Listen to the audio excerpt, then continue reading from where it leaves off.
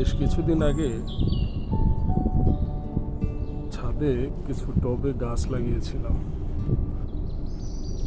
ব্যস্ততার কারণে আসতে পারিনি। আজকে এসে দেখলাম এখানে একটি কলা গাছ হয়েছে, কিছু কলমি শাক, একটু দেখি পাশেই দেখা যাচ্ছে মিষ্টি কুমড়া। বাহ, খুব সুন্দর। আরো একটা সামনে আছে,